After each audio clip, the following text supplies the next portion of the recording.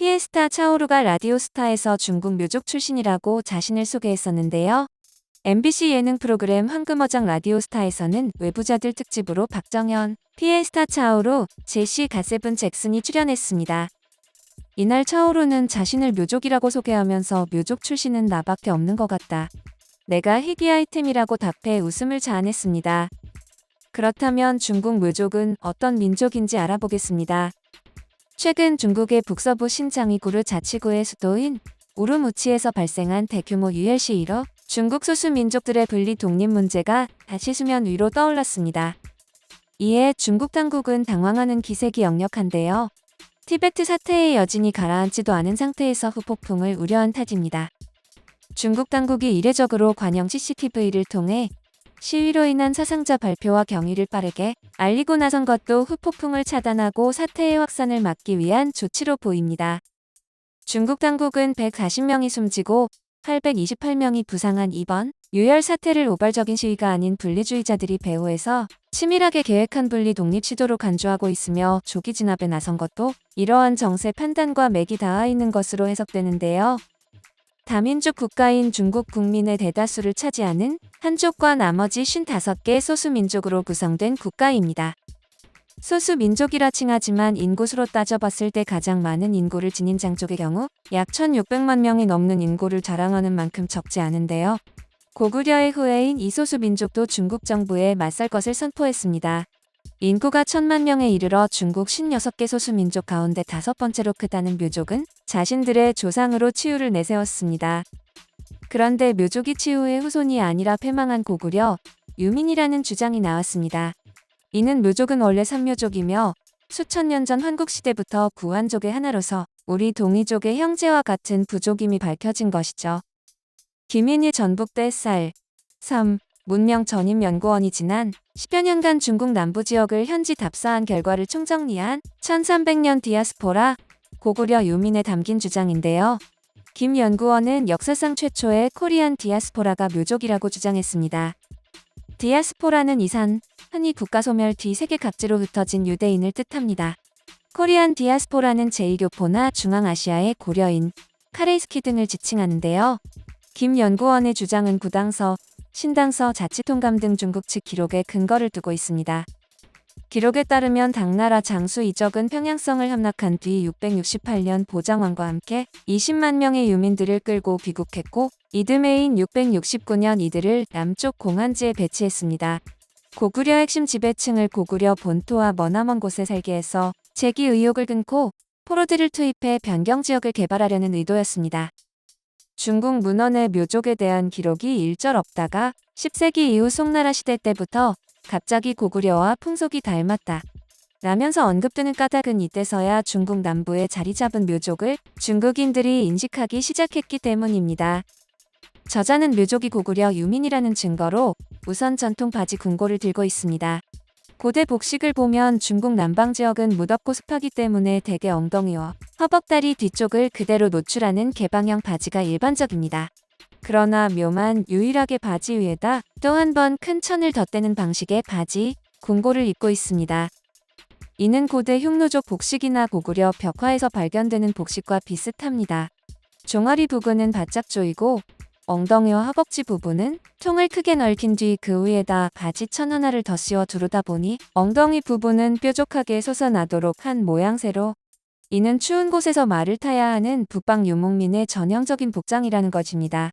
이외에도 형이 죽으면 동생이 형수와 결혼하는 형수 출수 문화, 장례 전에 집안에 시신을 모셔 두는 풍습, 동명왕 신화처럼 아시아 동북부의 대표적 설화인 난생신화를 가지고 있다는 점 등 다양한 근거를 들고 있습니다.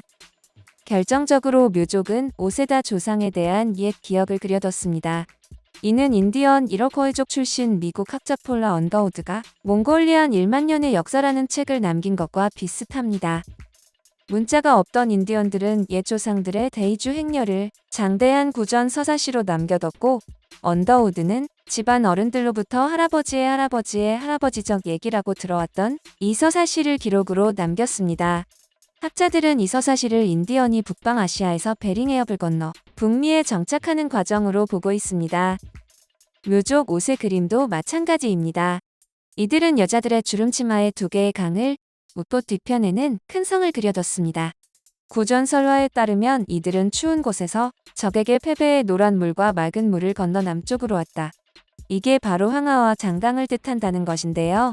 또 조상들이 머물렀던 곳을 잊지 않기 위해 고향에 두고 온 옛 성을 그려뒀습니다. 이 성의 문양은 장방형인데 고대 성곽에서 장방형으로 지었던 성은 고구려 성이 가장 대표적입니다. 재미있는 점은 서부 묘족과 달리 동부 묘족에게서는 큰 강에 대한 얘기 대신 동쪽에 뜨는 바닷가 얘기가 등장한다는 사실입니다. 저자는 이를 고구려 패망 뒤 만주 일대에서 남쪽으로 끌려온 이들은 서부 묘족, 고구려 평양성에서 바다 건너 끌려왔던 이들은 동부 묘족이라고 해석합니다. 동부 묘족이 서부 묘족보다 더 반항적이고 남방 문화와 비교적 덜 섞여든 이유와도 연결됩니다. 한마디로 평양성에 거주했던 고구려의 핵심 지배층이었던 까닭에 서부 묘족에 비해 문화 자존심이 유달리 강했다는 것입니다. 그렇다면 이들은 왜 고구려가 아니라 치우를 조상으로 내세웠을까요? 이는 만주족 청나라를 붕괴시키고 한족 중심의 근대 국가를 성립시키려 했던 반청 운동가들의 상황과 밀접한 연관이 있다는 것이 저자의 해석입니다. 이 과정에서 중국은 묘족을 이민족으로 정벌했던 고구려로 보기보다 한때 다투었던 형제인 치우의 후손이라고 하는 것이 편했다는 것입니다. 문자가 없어 옛 조상에 대한 희미한 기억만 갖고 있는 묘족, 역시 중국과는 조상이 다르다는 민족 자주성 차원에서 이를 받아들였다는 해석입니다. 실제 저자는 묘족의 조상이 치우라는 주장을 주로 한족 학자들이 내놓는 반면 묘족 스스로는 치우에 대해 그다지 알지 못한다는 점을 내세우고 있습니다.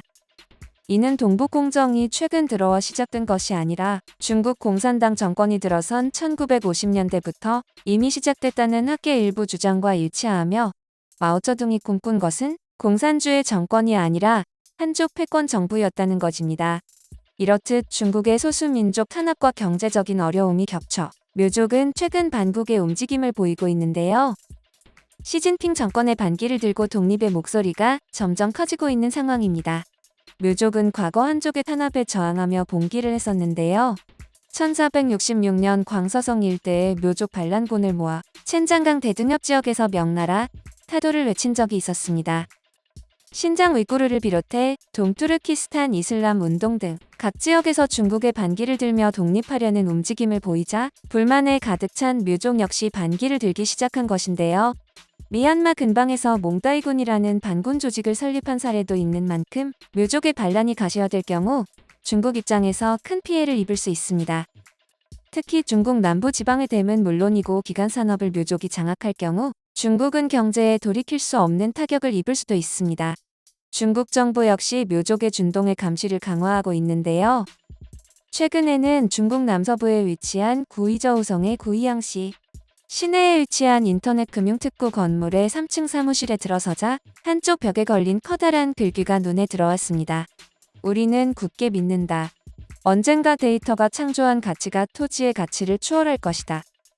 데이터의 가치를 한껏 강조하는 이곳은 2015년 세계에서 처음으로 빅데이터 거래를 시작한 구이양 빅데이터 거래소입니다. 정보보호 원칙, 가격 책정 등 새로운 기준을 만들어야 하는 어려움이 적지 않았지만 이제는 웬만큼 자리가 잡혔는데요. 알리바바, 텐센트, 징동, 중신은행, 하이얼 등 2천여 개 기업이 회원으로 가입했고 기업, 사회, 교통, 전자상거래, 의료 등 30여 개의 영역 4천여 개 빅데이터 상품이 거래되고 있습니다. 지난해 상반기까지 누적 거래 규모도 3억 위안 약 492억 원대로 올라섰습니다. 수만페이 구이영 빅데이터 거래소 기획이사는 2017년 운영 3년 만에 처음으로 이익을 내는 성과를 거뒀다면서 중국 전역의 서비스 센터도 현재 11곳에서 30곳으로 확대할 계획이라고 말했습니다. 이 데이터 센터에 묘족을 대거 채용하면서 묘족의 반발을 억제하려는 움직임이 보였습니다. 분리 독립에는 강경하지만 다른 소수민족들에게는 따뜻한 손을 내미는 중국의 속내에는 시간이 지나면 12억의 한족들에게 결국은 동화될 것이라는 자신감이 작용하고 있었습니다. 하지만 최근에는 소수민족 5대 정책 축소 움직임이 보이며 분할의 필요성이 강조되고 있습니다. 교육 분야의 경우 이들은 고등학교, 대학교 등 모든 국가 단위 입학시험에서 가산점을 받는다. 일부 한족은 가산점을 얻기 위해 민족을 속이는 경우도 있었는데요. 또 중앙정부는 소수민족 거주지역의 세금 수입이 지역 인프라 시설 투자에 쓰일 수 있도록 하고 있으며 소수민족은 마약 밀수 등의 범죄를 저질러도 비교적 관대한 처벌을 받았습니다. 이 때문에 중국에서는 한족에 대한 역차별 불만 속에 수년 전부터 소수민족 문제가 논란이 되어 왔습니다. SCMP는 중앙정부가 지난 2년간 소수민족 5대 정책 변경에 따른 영향을 조사했으며 일부 성에서는 이미 변화가 나타나고 있다고 밝혔습니다. 한 학자는 많은 성이 올해 대입시험에서 소수민족에 주던 가산점을 없앴고 가산점을 절반으로 줄인 곳도 있다라고 말했습니다. 또 다른 학자는 마약 문제에서 소수민족이 한족에 비해 가벼운 처벌을 받곤 했지만 이제 바뀌고 있다라면서 또 부패 범죄를 저지른 정부 관리들은 민족에 관련 없이 처벌되고 있다고 설명했습니다. 그는 신장과 시장의 소수민족 공무원 부패는 공산당 내에서 골칫거리였다. 처벌에 따라 지역 안정이 흔들릴 수 있다는 우려 때문이었다. 라고 지적했습니다. SCMP는 시진핑 중국 국가주석도 지난 9월 모든 민족은 법 앞에 평등하다. 라면서 이러한 움직임을 지지했다고 밝혔습니다.